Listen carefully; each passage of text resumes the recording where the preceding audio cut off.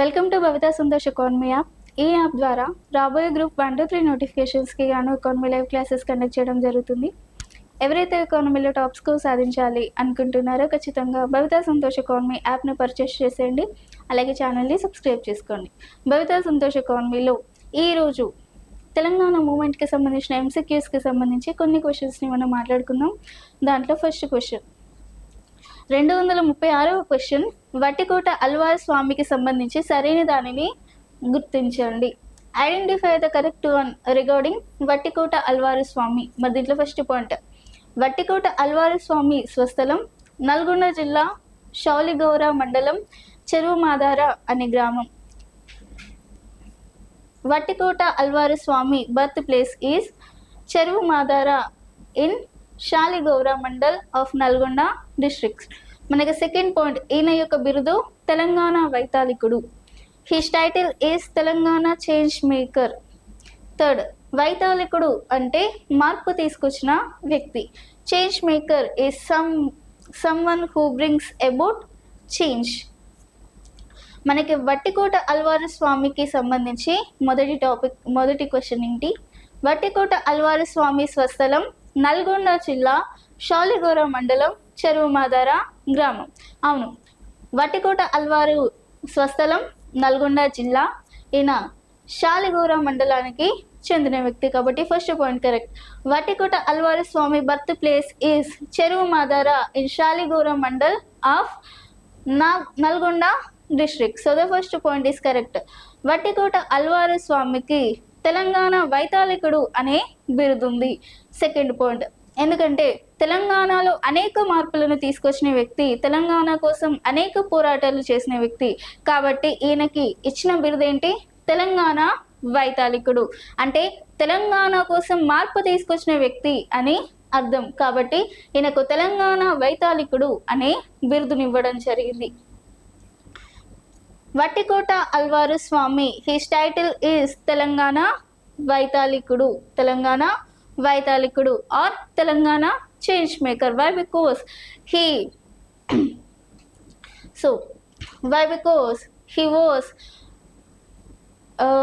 he was worked so many changes for Telangana. So in that case he was named as Telangana change maker and he is also fought for many in Telangana. So in that case he was received this name or received this title. Why? Because he was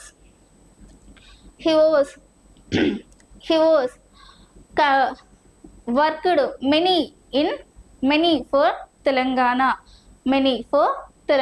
So the second point is correct. He was titled as change maker in Telangana.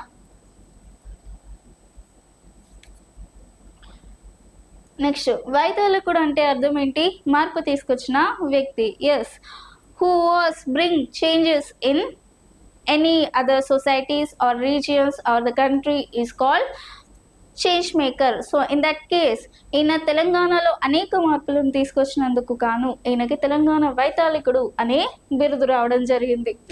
So వైతాళికుడు అంటే అర్థం ఏంటి? మార్పు తీసుకొచ్చిన వ్యక్తి. So what is the meaning of change maker? Change maker is who bring changes in Telangana or any other region is called change maker. So in that case he was titled as change maker in Telangana. So the third point is also correct and the first point is also correct. Vattikota Alvaru Swami hometown is Nalgonda district, Shauligowra mandal and Cheruvu Madara village. So all three points are the correct. Option B 1, 2, 3 are the correct one. Next 237వ question, Vattikota Alwar స్వామికి సంబంధించి సరైన దానిని గుర్తించండి. Identify the correct one regarding Vattikota Alwar Swamy. నా దీంట్లో first point, Vattikota Alwar Swamy రాసిన నవల Prajala Manishi. Vattikota Alwar Swamy novel is man of the people. Second point, Vattikota Alwar Swamy స్థాపించిన గ్రంథాలయం Deshoddharaka Granthamala library was founded by Vattikota Alwar Swamy. Third, Vattikota Alwar Swamy ఆత్మకథ Jailu Lopala, Vattikota Alwar Swamy autobiography inside the jail. So all 3 points are the correct. మనకి ఫస్ట్ పాయింట్, వట్టికోట అల్వారు స్వామి రాసిన నవల Prajala Manishi. Yes, Vattikota Alwar Swamy novel is man of the people. So the first point is correct. Second, Vattikota Alwar Swamy స్థాపించిన గ్రంథాలయం Deshoddharaka Granthamala. So Deshoddharaka Granthamala library was founded by Vattikota Alwar Swamy. Vattikota Alwar Swamy రాసిన నవలేంటి? ప్రజల మనిషి.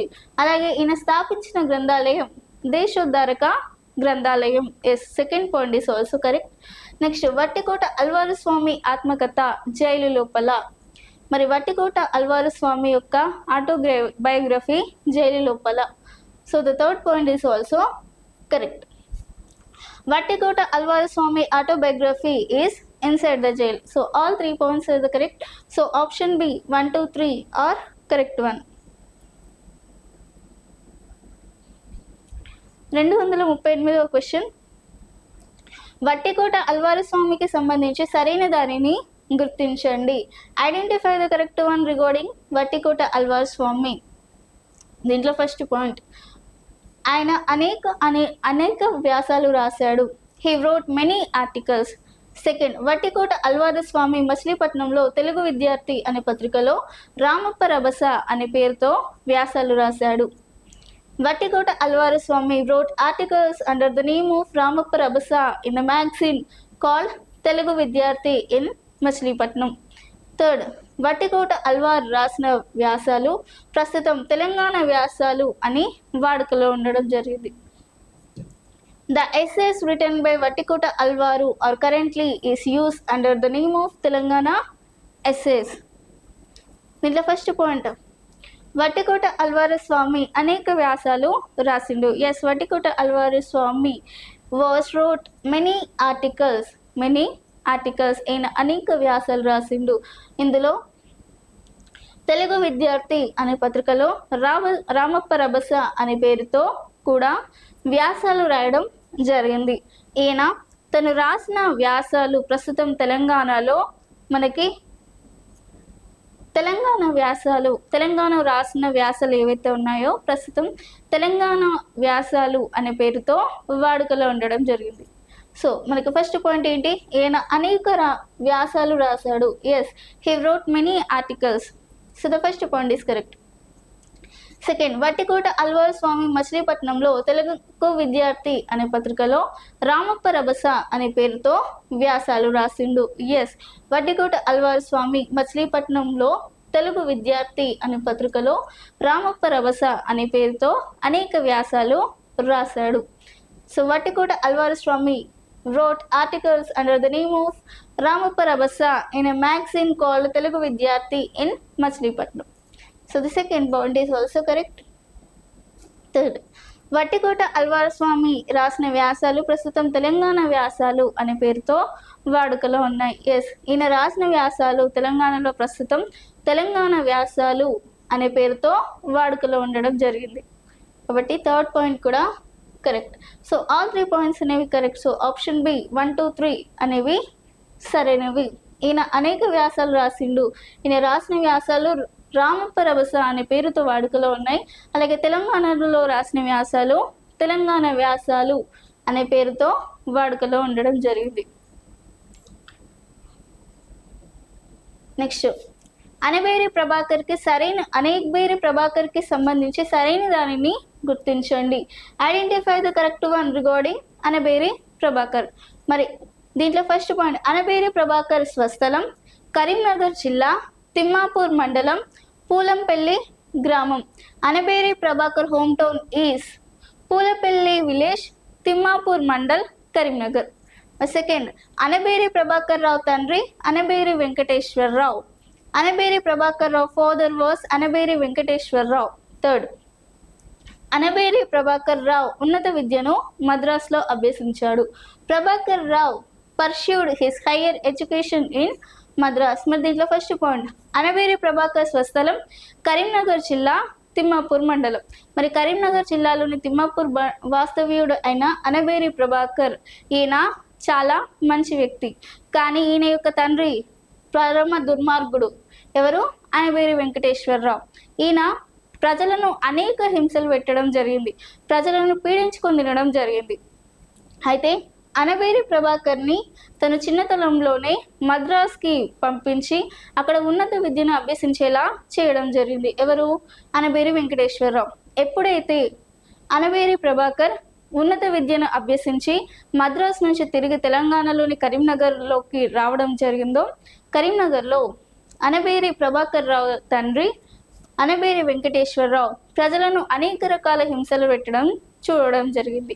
మరి ఎప్పుడైతే ఇలా అనేక రకాల హింసలు పెట్టాడో అనబేరి ప్రభాకర్ రావు వారి యొక్క తండ్రి అనబేరి వెంకటేశ్వరరావును ఇదంతా ఆపేయమని విన్నవించాడు.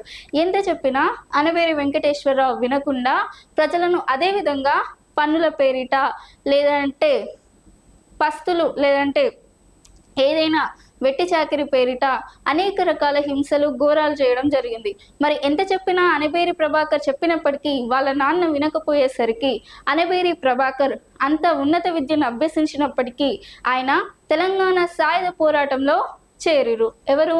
అనబేరి ప్రభాకర్ తన తండ్రికి వ్యతిరేకంగా తెలంగాణ సాయుధ పోరాటంలో చేరినందుకు మనకి అనబేరి ప్రభాకర్ ఎంతో ఆగ్రహానికి రావడం జరిగింది. సో అనబేరి ప్రభాకర్ రావు తండ్రి ఎవరు? Anabheri Venkateswara Rao. Anabheri Prabhakar Rao father was Anabheri Venkateswara Rao. So second point is correct. Third point, Anabheri Prabhakar Rao ఉన్నత విద్యను మద్రాస్లో అభ్యసించాడు. So Prabhakar Rao pursued his higher education in Madras. So all 3 points are the correct. So option B 1, 2, 3 are the correct one. Next 240వ question, Anabheri ప్రభాకర్కి సంబంధించి సరైన దానిని గుర్తించండి. Identify the correct one regarding Anabheri Prabhakar Rao. దీంట్లో ఫస్ట్ పాయింట్, అనబేరి ప్రభాకర్ రావు తండ్రి వెంకటేశ్వరరావు గ్రామంలో అనేక అరాచకాలు చేశాడు. Anabheri Prabhakar Rao's father Venkateswara Rao committed many anarchies in the village. Second, Anabheri Prabhakar Rao తన తండ్రికి వ్యతిరేకంగా సాయుధ పోరాటంలో చేరాడు. Anabheri Prabhakar Rao joined the name of armed struggle. So Anabheri Prabhakar Rao joined in armed struggle against his father. Third, Anabheri Venkateswararao తన కొడుకుని రాజాకారులతో చేతులు కలిపి హుస్నాబాద్ అడవుల్లో హత్య చేశాడు. Anabheri Venkateswara Rao killed his son on the forest of Husnabad by joining hands with Razakars. మనకి ఫస్ట్ పాయింట్, అనబేరి ప్రభాకర్ రావు తండ్రి వెంకటేశ్వరరావు గ్రామంలో అనేక అరాచకాలు చేసిండు. అనబేరి ప్రభాకర్ యొక్క తండ్రి ఎవరు? అనబేరి వెంకటేశ్వరరావు. అనబేరి వెంకటేశ్వరరావు గ్రామంలో అనేక అరాచకాలు చేసిండు. మనకి ముందే మాట్లాడుకున్నాం. So the first point is correct.